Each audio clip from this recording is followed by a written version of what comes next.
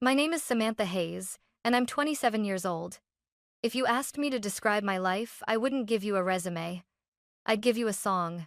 A slow, aching jazz ballad with moments of sudden brightness, and notes only I seem to understand. I live in Portland, Oregon, where the rain falls almost every day and the air smells like coffee and wet pine.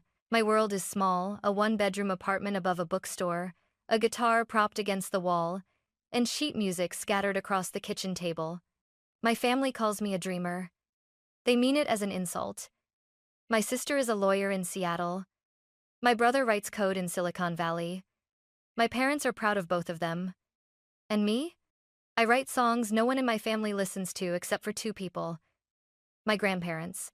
They're the only ones who ever believed. I grew up on the rainy side of Portland, in a modest two-story house with chipped blue paint and a porch that creaked when you stepped on the wrong board.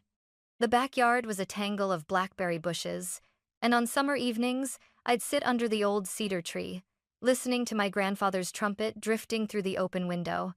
Grandpa Thomas wasn't famous. He'd played in smoky jazz bars in Chicago back in the 70s before settling down here with my grandmother Margaret, a retired nurse who still smelled faintly of lavender soap. They weren't flashy people, but they had a quiet magic about them. Grandpa's hands were rough from years of holding the trumpet, and whenever he played, the air felt warmer, even in winter. I was 8 when I wrote my first melody. It wasn't much, just a handful of clumsy notes I scribbled on the back of my math homework, but Grandpa treated it like a masterpiece. "Sam," he told me, "music isn't just something you hear. It's something you carry. If you keep it close, it'll carry you right back." My parents never understood that. Dad managed a lumber supply company. Mom taught chemistry at the local high school. To them, success came in spreadsheets and diplomas, not in songs that no one had asked for. My older sister, Victoria, was their golden child debate team captain, straight-A student, destined for law school before she could even drive. My younger brother, Ethan, was the prodigy in the making, programming his first app at 12 and landing summer internships in Silicon Valley before college. And then there was me, the creative one. The label sounded kind, but it was always followed by a sigh. Dinner conversations were competitions I could never win. Victoria would talk about mock trials and scholarships. Ethan would discuss algorithms and robotics projects. My parents' faces lit up with pride, nodding at every achievement. Then they'd turn to me, and I'd tell them I was working on a new song inspired by the rain sliding down my bedroom window. The silence afterward was deafening. Sometimes Dad would say, "That's nice, Sam. But what about your grades?" Other times, Mom would press her lips together, as if she was holding back the question she really wanted to ask. "When will you get serious?" It wasn't that they didn't love me. They just didn't see music as a future, more like a phase I'd grow out of. But Grandpa and Grandma saw me differently. They'd let me stay over on weekends, and Grandpa would pull out his old records, Miles Davis, Chet Baker, Ella Fitzgerald. We'd sit in the living room, the turntable crackling, and he'd teach me how to hear the spaces between the notes. Looking back, I realized those nights were my real education. Not in scales or theory, but in permission. Permission to dream in a family that preferred straight lines over improvisation. By the time I turned 18, the pressure in my house was a constant hum, like the buzz of fluorescent lights you can't switch off. College brochures began stacking up on the kitchen counter. Engineering programs, business schools, even a packet from the University of Washington's pre-law track, which Victoria had mailed me, just in case. I'd smile politely, take the pamphlets to my room, and shove them in the back of my desk drawer. What I didn't tell anyone was that I'd already made up my mind. The idea of sitting in lecture halls, memorizing formulas I didn't care about, felt like putting my heart in a box and sealing it shut. Music wasn't just what I loved, it was the only thing that made sense to me. I'd been writing songs late into the night, my fingers sore, my notebooks filling with verses and chord progressions. Some mornings I'd wake up with new melodies still echoing in my head, as if they'd been waiting for me in my dreams. The moment came one Sunday morning over breakfast. Mom had made pancakes, the air smelled of coffee, and my parents were in unusually good moods. Victoria was visiting from Seattle, talking about a case her firm had just won. Ethan was scrolling through something on his laptop, probably coding. I took a breath and said it. I'm not going to college. The room went still. Dad set down his mug. What? I'm going to focus on my music. I'll get a part-time job to pay rent, but I'm not applying to any schools. My voice shook, but I forced myself to meet their eyes. Mom blinked twice, like she was making sure she'd heard me right. Samantha, be serious. You can't make a living playing songs in your bedroom. You need a degree. I don't want a degree. I want a career in music. Victoria leaned back in her chair, crossing her arms. Sam, I'm telling you this as your sister. I've seen people chase art and end up broke, living with their parents at 30. You're too smart to throw your future away. Ethan didn't say anything. He just kept typing, but I could feel him listening. Dad's voice rose. If you skip college, you're making the worst mistake of your life. And if you think you can live here while you figure it out, think again. This isn't a free ride. That was it. The line in the sand. 2 weeks later, I left. I packed my guitar, a duffel bag of clothes, and the $380 I'd saved from babysitting and a summer job at the farmer's market. I rented a tiny studio above a bookstore downtown. The floorboards creaked, the heater rattled, and the only view was a brick wall, but it was mine. During the day, I waited tables at a cafe. At night, I wrote music until my fingers cramped. No applause, no record deals, just me and the songs. And for the first time, even with all the uncertainty, I felt free. The first 2 years on my own were a blur of exhaustion and instant noodles. My apartment smelled permanently of burnt coffee from the cafe downstairs. The rent took up nearly everything I earned waiting tables, and the rest went to guitar strings, cheap recording equipment, and the occasional bag of groceries that wasn't pasta or peanut butter. Most nights, after closing shifts, I'd climb the narrow stairs to my studio, kick off my shoes, and sit cross-legged on the floor with my guitar. The street lamp outside my window flickered like a heartbeat, and I'd play until my voice was hoarse. Sometimes I recorded demos on my old laptop, but most of those files never saw the light of day. I'd tell myself, next one will be better. My parents called often, or rather, my mom did. The conversations were always the same. Sam, are you eating? Are you still doing the music thing? Yes, Mom. You could come home. Take some classes. No, Mom. Dad's calls were shorter. You find a real job yet? Even Ethan, who rarely gave opinions, texted once. You're smart enough to do something else, you know. The only voices that didn't try to steer me off course were my grandparents. Grandpa would call from their landline, his voice crackling with static. You're on the right road, Sam. Roads like this are never paved. Grandma sent me care packages, coffee beans, oatmeal cookies, sometimes $20 tucked between the pages of a paperback. Then, one cold January night, everything changed. I was coming home from work, my breath visible in the icy air, when my phone buzzed. It was Grandma. Her voice shook. Sam, it's your grandpa. He had a heart attack. They're taking him to St. Mary's. I didn't even lock the door to my apartment. I ran to the bus stop, heart pounding so hard it drowned out everything else. By the time I reached the hospital, Grandma was sitting alone in the waiting room, her eyes red.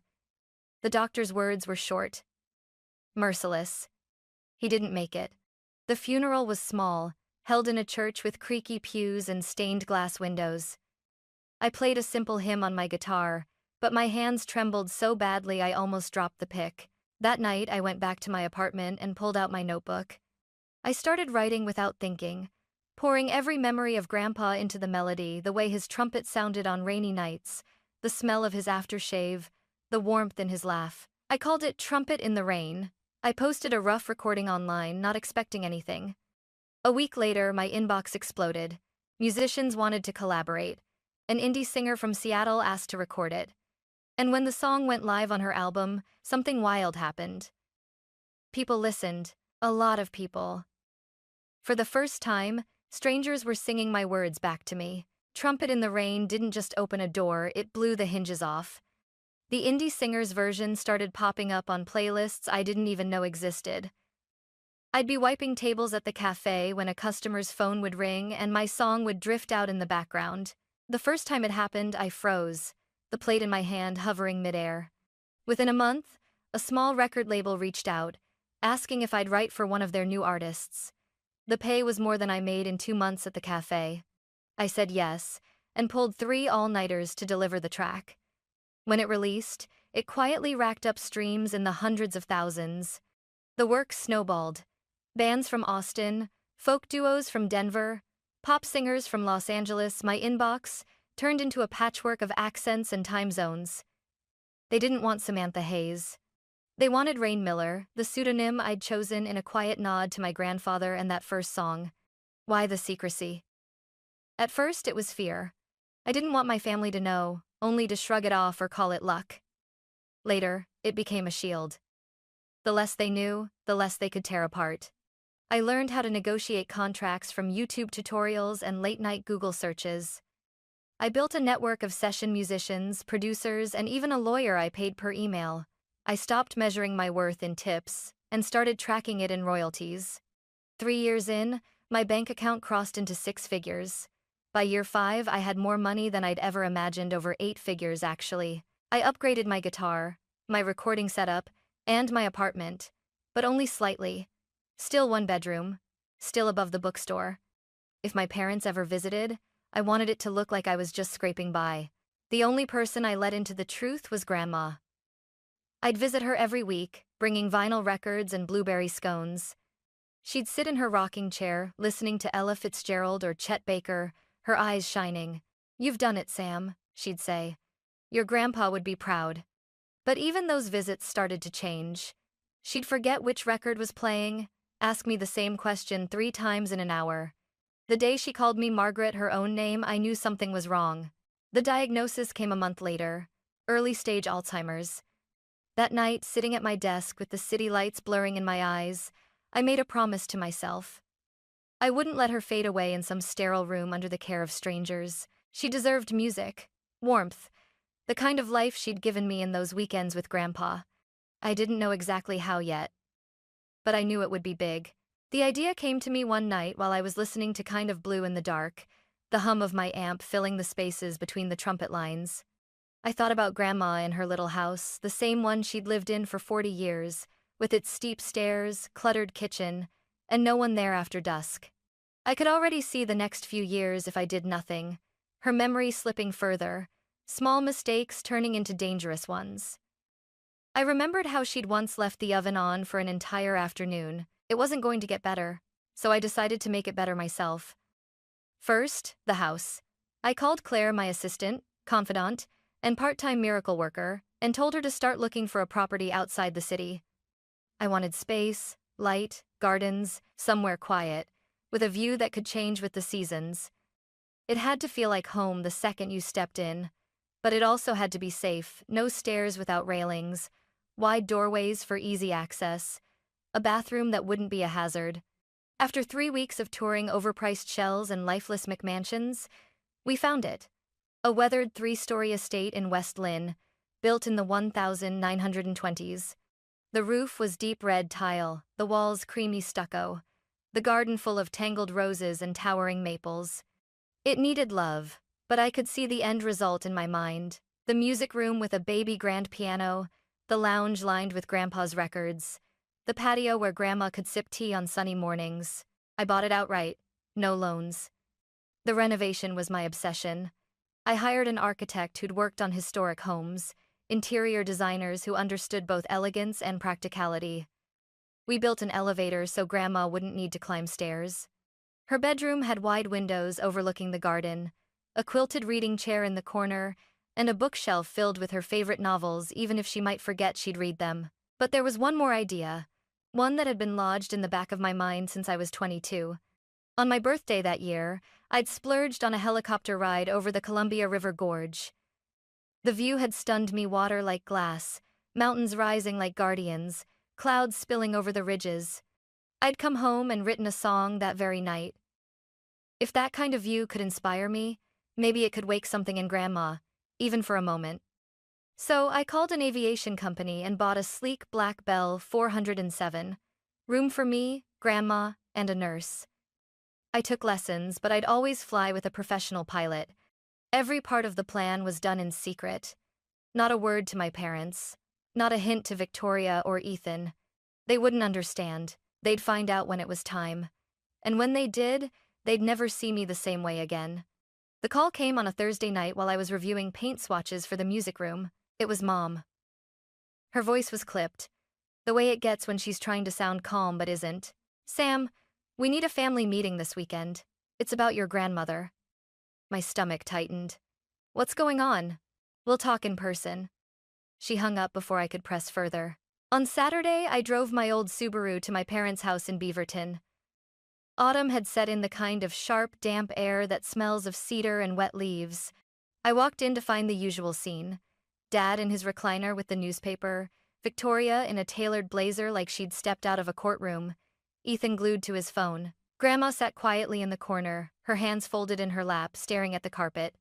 We started with small talk, or rather, they talked, and I listened. Then Mom cleared her throat. It's about Grandma, her memories slipping faster. Last week she left the stove on all night. We can't risk her living alone anymore. I nodded slowly. I agree she shouldn't be alone. Which is why, Dad cut me off. We've found a nursing home in Hillsborough.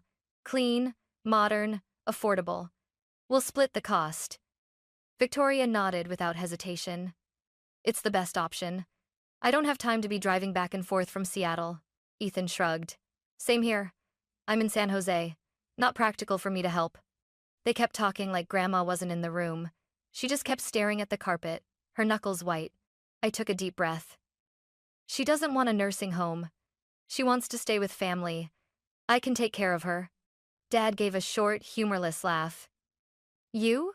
Sam, you can barely take care of yourself. What would you pay for her care with? Tips from the cafe? Victoria smirked. This is serious. You can't just play guitar at her bedside and call it care. Ethan didn't smirk, but his voice was condescending. We know you love her, but let's be realistic. Mom sighed, her eyes softening. Sam, honey, you don't understand how much work it is. It's a burden. Professionals know how to handle it. Their words weren't just dismissals, they were echoes of every time they'd told me I wasn't enough. I glanced at Grandma. She met my eyes, and for a flicker of a second, I saw recognition. I stood, my voice steady but my pulse racing. You can all do what you want, but I'm taking care of her. My way, Dad rolled his eyes. Don't make promises you can't keep. I reached for my phone, scrolled to Claire's number, and hit call. Claire, get the helicopter ready. Bring it to the field near my parents' house. The room went silent. Then they laughed, actually laughed, like I'd just told the punchline of a bad joke. That was fine. In a few hours, they wouldn't be laughing. The October wind was sharp enough to sting my cheeks as I walked out of my parents' house. My heart hammered in my chest, not from the chill, but from what I was about to do. The field was only 3 blocks away, a worn patch of grass where kids played soccer in the summer. I stood there, hands deep in my jacket pockets, scanning the gray sky. Claire had said 20 minutes. Back at the house, I could see them through the window, my parents, Victoria and Ethan, leaning toward each other, no doubt tearing my grand plan apart. Let them. In less than an hour, they'd see exactly who I'd become. The sound came first low and distant, like a faraway drum roll. Then it grew louder, a steady roar that vibrated in my ribs. Heads turned along the street. A sleek black Bell 407 emerged over the tree line, sunlight glinting off its polished body. My pulse spiked. The helicopter descended gracefully, rotor wash whipping up leaves in a golden-brown cyclone. Kids from the neighborhood ran over, their voices rising in awe. The skids touched down, the engine a controlled thunder. My family spilled out of the house, drawn by the noise. Dad was first, his jaw set tight. What the hell is this? Mom clutched her sweater to her chest, eyes wide. Victoria stopped mid-step, her phone slipping from her hand. Ethan froze on the sidewalk, earbuds dangling around his neck. I walked straight past them and into the house to get Grandma. She was in her armchair, dozing. I knelt beside her. Grandma, it's Sam. We're going for a little ride. Her eyes fluttered open. In the car? I smiled. Better. The nurse I'd hired weeks ago without telling anyone met us at the door. Together, we helped Grandma outside. The moment she saw the helicopter, her lips parted in surprise. Oh my. Thomas would have loved this. I know, I said, my throat tightening. We got her seated inside, headset on, hands resting gently on her lap. I turned to the others. Mom, Dad, you're coming. Victoria, Ethan, follow us in the car. I'll text you the address. They hesitated, but curiosity overpowered pride. My parents climbed in, their expressions a tangled knot of skepticism and disbelief. The door closed with a solid thunk. The rotors whirred faster, and then we were rising, the field shrinking beneath us, houses becoming neat little squares. Grandma gasped softly, pointing to the Willamette River snaking silver through the city. It's beautiful, Sam. I glanced at my parents. Mom's knuckles were white on the seatbelt. Dad kept darting glances at me like he was still trying to figure out what game I was playing. Where are we going? He finally asked over the headset. You'll see.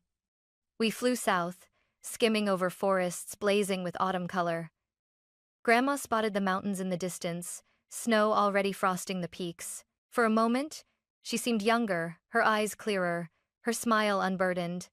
20 minutes later, we banked east, and the estate came into view. The renovated mansion gleamed cream against the deep green of the gardens. The red-tiled roof shone in the sun, and the maples lining the driveway swayed like they were welcoming us home.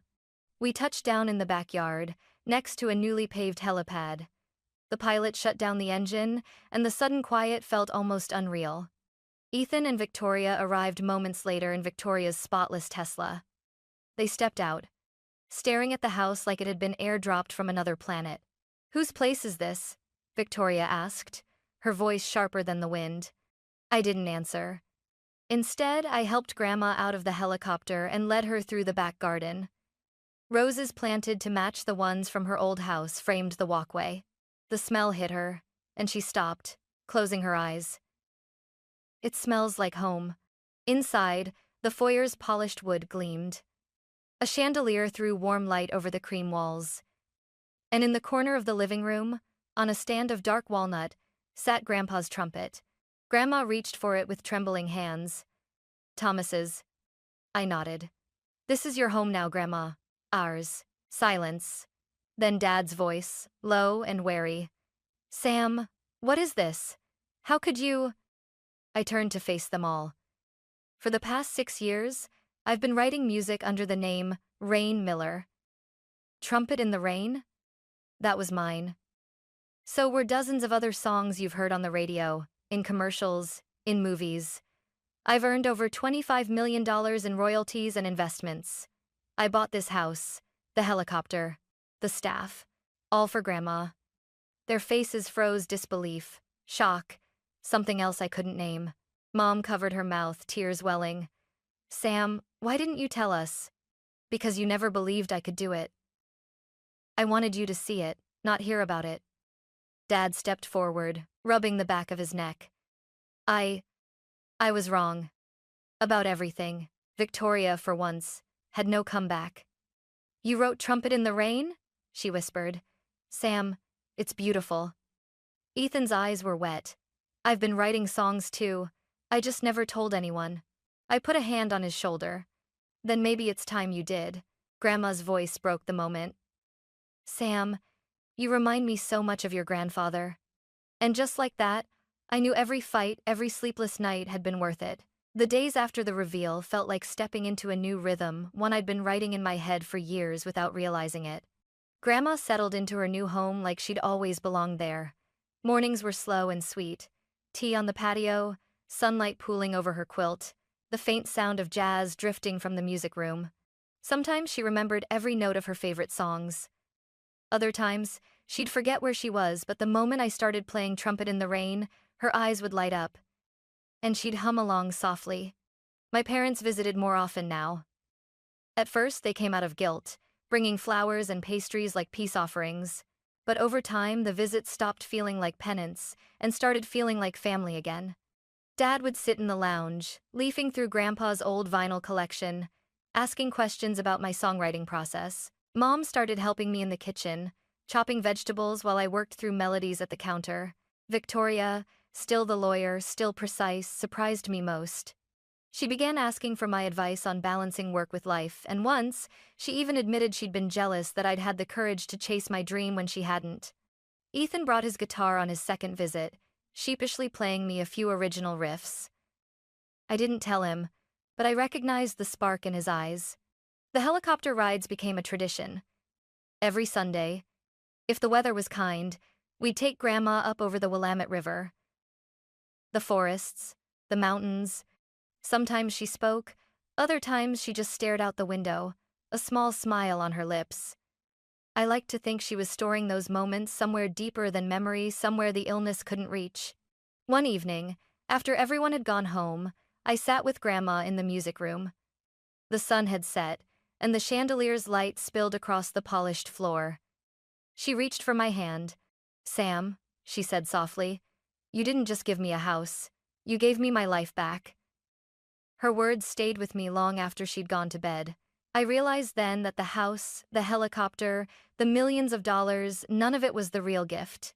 The real gift was the belief I'd carried from the days under that cedar tree with Grandpa, that music matters, that dreams are worth the fight, and that the people who truly love you will come around, even if it takes time. My story wasn't about proving my family wrong anymore. It was about making sure Grandma's last years were full of beauty, sound, and light, the same way she and Grandpa had filled my childhood. As I closed the door to her room that night, I glanced at the trumpet gleaming in the corner. And I knew, without a doubt, that the song wasn't over yet.